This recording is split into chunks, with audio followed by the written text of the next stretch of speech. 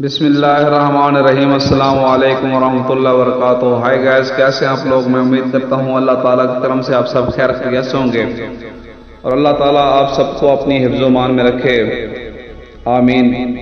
آج ہم حاضر ہوئے ہیں ایک نئے موضوع کے ساتھ، نئے ٹاپک کے ساتھ اور نئے ٹپس کے ساتھ، جو کہ بہت ہی بہترین ہونے والا ہے، جس کو آپ جان کر حیران رہ جائیں گے اور آپ کو اسے سن کر بہت ہی فائدہ ہوگا۔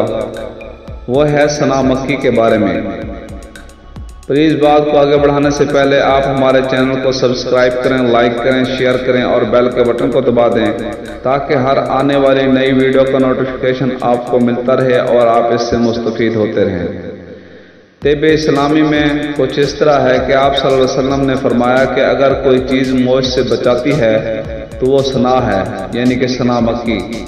ایک دوسری حدیث میں روایت ہے کہ آپ اگر مردے کا علاج ہوتا تو ثنا مکی سے ہوتا۔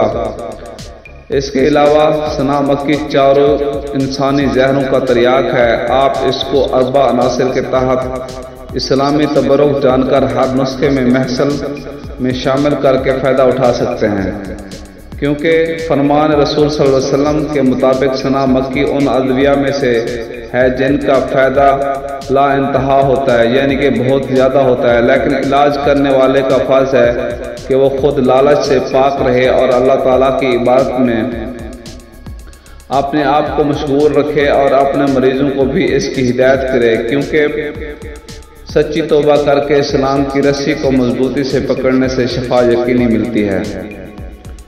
طب جدید میں قبض کے علاج کے لیے اب تک تقریباً 5000 دوائیں استعمال ہو چکی ہیں۔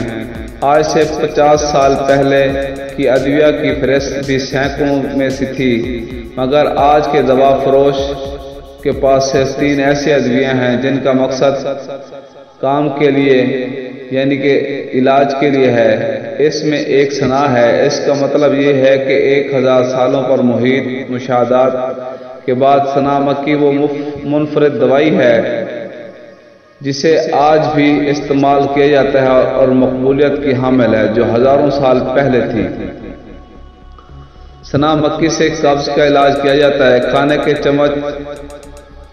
ایک چمچ سونف اور 1 چمچ ثنا مکی کو 2 کپ پانی میں 15 سے 20 منٹ کر ابالیں اور حسب ذائقہ گڑ شامل کر کے استعمال کریں تو اس سے سخت قبض جو سخت معدہ ہے وہ نرم ہو جائے گا، قبض ختم ہو جائے گی۔ اس کے علاوہ جلدی امراض کے لیے ثنا مکی کا استعمال بہت ہی زبردست ہے۔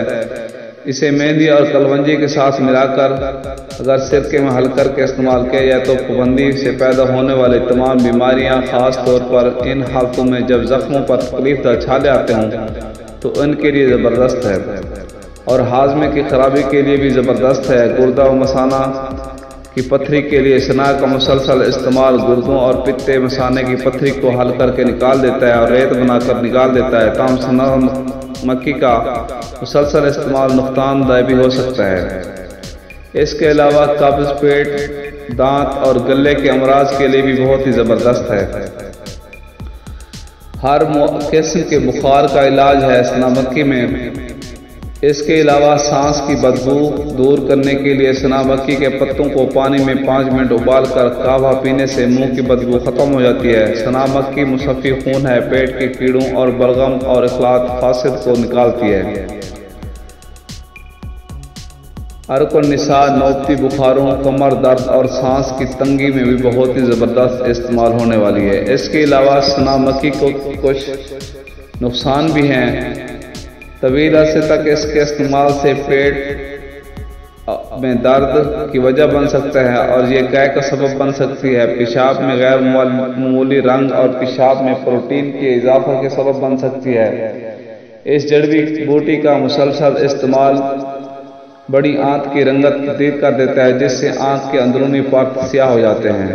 یہ خون میں پوٹاشیم کی کمی کا سبب بھی بن سکتی ہے۔ اس کے علاوہ جڑی بوٹی کے مضر اثرات میں جلد کی الرجی اور جلد پر دھبے بھی ہو سکتے ہیں۔ اس کے علاوہ حمل کے دوران استعمال کرنے سے پرہیز کریں۔ دل کے امراض میں ثنا مکی کا استعمال الیکٹرولائٹس میں خلل ڈال سکتا ہے اور دل کی بیماری کو مزید خراب کر سکتا ہے۔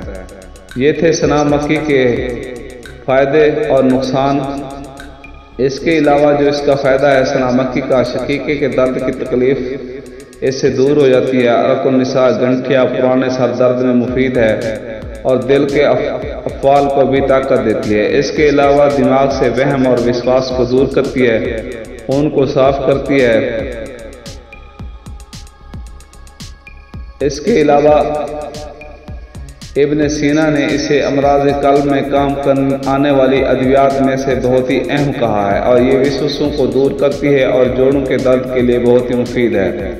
اور اس کے علاوہ ہمارے مسلمان سائنسدان الرازی کے مطابق سنا مکی کا جوشاندہ صفوف سے بہتر ہے۔ اگر جوشاندہ بناتے وقت اس میں شاہترہ، منقع اور بنفشہ شامل کر لیا جائے اور مٹھاس کے لیے چینی ڈال لی جائے تو اس کے فوائد کئی گنا زیادہ ہو جاتے ہیں۔ اس کے علاوہ سنا مکی دماغ کی نالیوں میں اٹکی ہوئی رطوبت خارج کرتی ہے اور درد شقیقہ کی تکلیف کو دور کرتی ہے۔ سنا مکی کے جو مختلف نام ہیں، اس کو مختلف زبانوں میں مختلف ناموں سے پکارا گیا ہے۔ عربی اور فارسی میں اسے سنا مکی کہا گیا ہے، بنگالی میں اسے سونا مکی کہا گیا ہے، اور ہندی میں اسے سانا یا سنیا کہا گیا ہے، اور انگریزی میں اسے سنانا کہا گیا ہے۔ اور رنگ زردی میل، سبز، پھول، زرد، ذائقہ سنا کا زیادہ ذائقہ تلخ ہوتا ہے، اور جو مزاج ہے پہلے درجے میں گرم ہے۔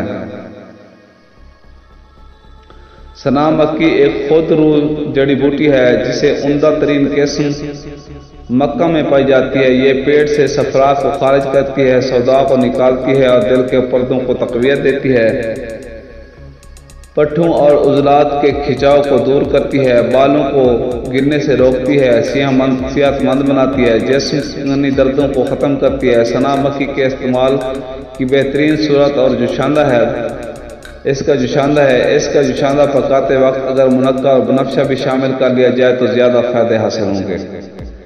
یہ تھے سنا مکی کے خوش فائدے۔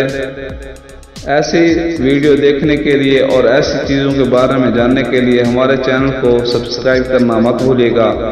ملتے ہیں اگلی ویڈیو کے ساتھ۔ اللہ حافظ، فی امان اللہ۔